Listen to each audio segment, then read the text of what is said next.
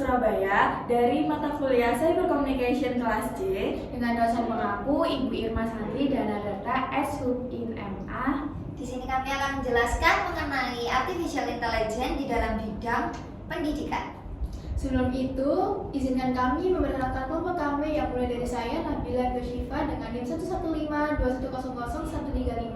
Saya Anggia Desta dengan NIM 11521000051. Saya Grisa Prilia Kristi dengan NIM 1152100100148. Saya Revina Widya dengan nomor induk mahasiswa 11521000134. Saya Triamanda Wulandari dengan NIM 11521000284.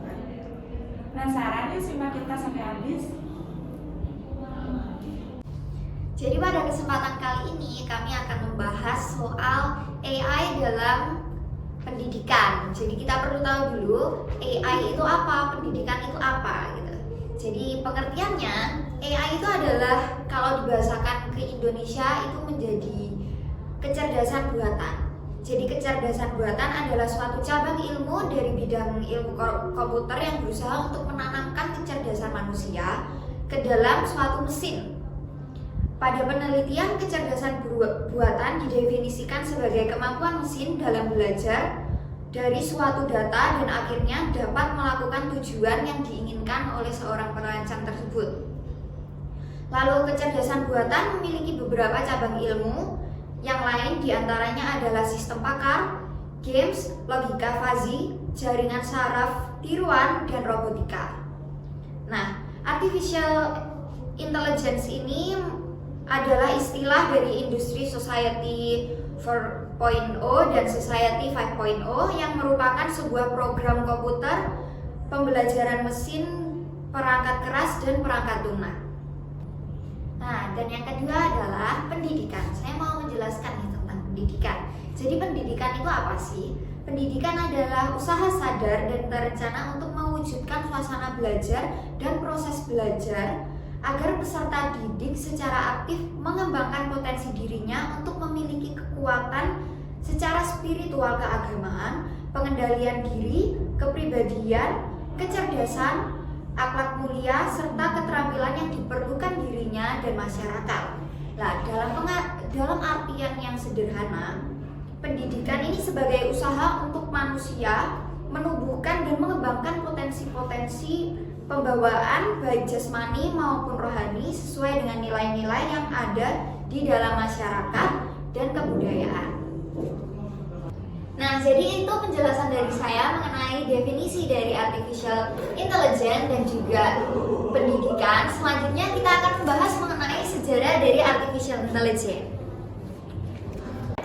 Dalam artikel yang berjudul How Artificial Intelligence Works pada tahun 2019, Roberts dalam perkembangan sejarahnya, kecerdasan buatan atau AI ini sebetulnya bukan teknologi yang baru. AI berawal dari kemunculan komputer pada tahun 1940-an, di mana saat ini perhatiannya mulai difokuskan pada kemampuan komputer untuk dapat melakukan apa yang dikerjakan oleh manusia. Dengan kata lain, komputer dapat meniru kemampuan kecerdasan manusia. Pada tahun 1943, McMulloch dan Pitts mengusulkan model matematis seperti di otak yang bernama perseptron dan neutron, di mana neutron menjadi aktif seperti saklar on-off. Kemudian, neutron tersebut mampu belajar dan memberikan aksi yang berbeda terhadap waktu dari inputan yang diberikan. Sumbangan terbesar di bidang artificial intelligence diawali oleh tulisan Alan Turing pada tahun 1950 yang mempertanyakan bisakah komputer berpikir, yang kemudian dijawab dengan menciptakan mesin Turing. Pada tahun 1950,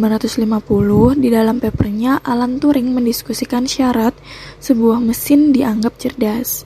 Turing beranggapan bahwa jika sebuah mesin dapat dengan sukses berperilaku seperti manusia, maka mesin itu dapat dianggap cerdas. Pada akhir 1955, Newell dan Simon mengembangkan The Logic Theories yang merupakan program AI pertama. Program ini mempresentasikan masalah sebagai sebuah model pohon, lalu penyelesaiannya dengan memilih cabang yang akan menghasilkan kesimpulan terbenar. Program ini berdampak besar dan menjadi batu loncatan penting dalam pengembangan bidang AI. Pada tahun 1956, John McCarthy dari Massachusetts Institute of Technology yang dianggap sebagai bapak AI menyelenggarakan konferensi bertajuk The Dartmouth Summer Research Project on Artificial Intelligence. Konferensi ini bertujuan menarik bakat dan keahlian orang banyak untuk masuk dalam dunia kecerdasan buatan.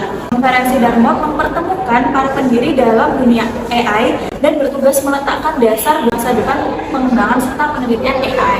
Definisi AI pada awalnya diusulkan oleh John McCarthy pada tahun 1955, yaitu the goal of AI is develop machine that behave as though they were intelligence.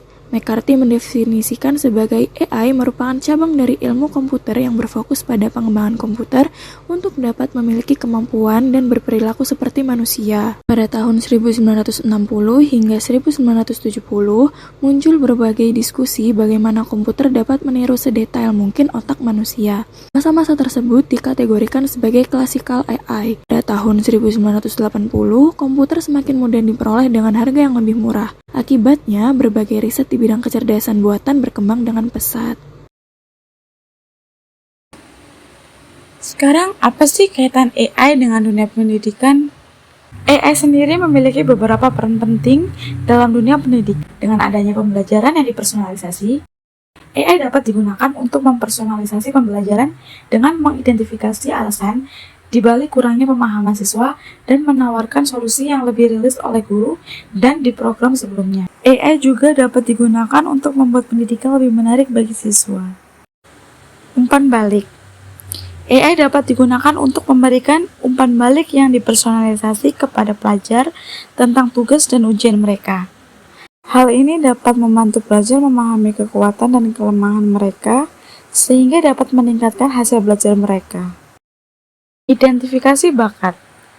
Dengan adanya ini, memberikan mereka kesempatan untuk mengembangkan bakat dan minat mereka yang dapat membantu meningkatkan hasil belajar dan kesejahteraan mereka secara keseluruhan. Identifikasi bakat juga dapat digunakan untuk mengevaluasi gaya pengajar guru yang dapat membantu guru menyesuaikan metode pengajarannya agar sesuai dengan gaya belajar siswanya dan meningkatkan efektivitas dan efisiensi proses pembelajaran. Pembelajaran lebih baik. AI dapat digunakan untuk mengembangkan materi pembelajaran yang disesuaikan dengan gaya belajar dan preferensi siswa serta meningkatkan pemahaman masing-masing siswa yang dapat membantu mengidentifikasi area di mana siswa membutuhkan dukungan tambahan dan memberikan rekomendasi yang dipersonalisasi untuk diperbaiki. Kehadiran AI dalam dunia pendidikan dengan adanya pembelajaran berbasis IT justru menjebak pelajar ke dalam habit yang buruk. Contoh pembelajaran berbasis IT yang kurang baik adalah pelajar menggunakan adanya security apps yang memungkinkan pelajar melakukan kecurangan atau plagiarisme penuh dan pelanggaran hak cipta. Terdapat data-data duplikat yang tidak sedikit. Oleh karena itu, media berbasis IT atau Artificial Intelligence belum sepenuhnya menjamin kebiasaan baik pelajar dalam beradaptasi dengan teknologi, dan pembelajaran IT juga menimbulkan hal-hal negatif untuk pelajar. Pada contohnya adalah menyepelekan hal kecil dan tidak efektif untuk pelajar karena mereka merasa membosankan akan hal tersebut. Adanya AI pun juga tak luput dari kontroversi. Salah satunya adalah digantikannya peran pengajar oleh teknologi yang lebih maju. Semakin modern teknologi pada dunia pendidikan, maka semakin canggih alat yang digunakan untuk media pembelajaran.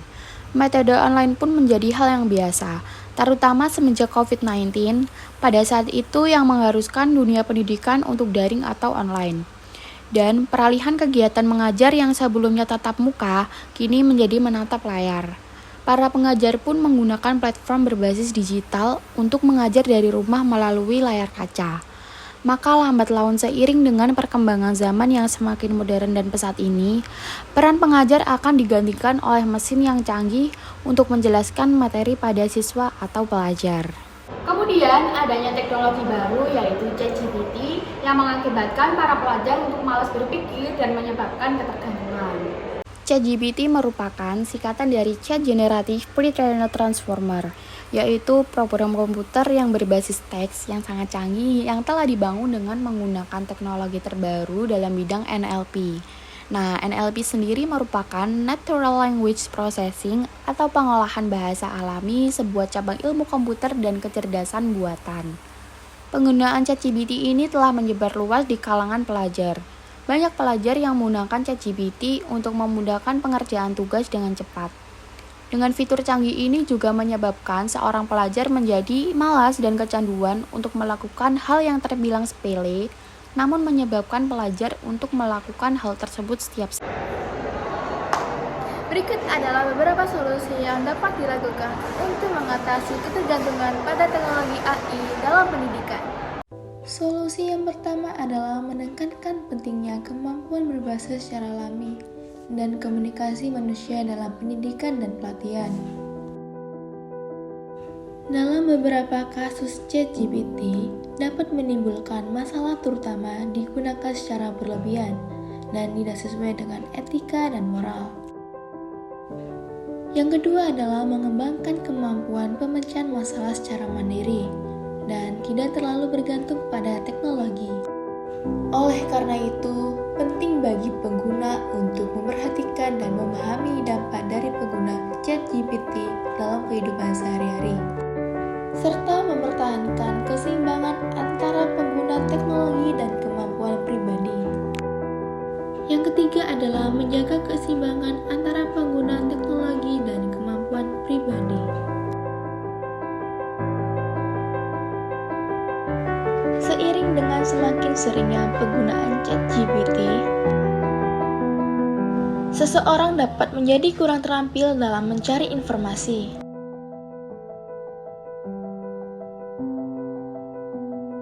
Yang keempat adalah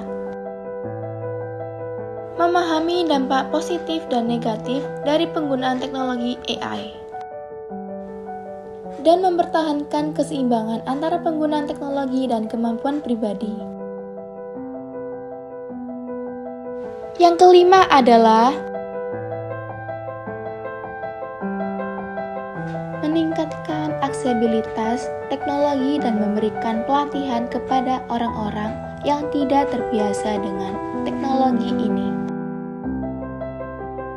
Yang dimana untuk memperjelas yang dilakukan oleh AI seperti ChatGPT.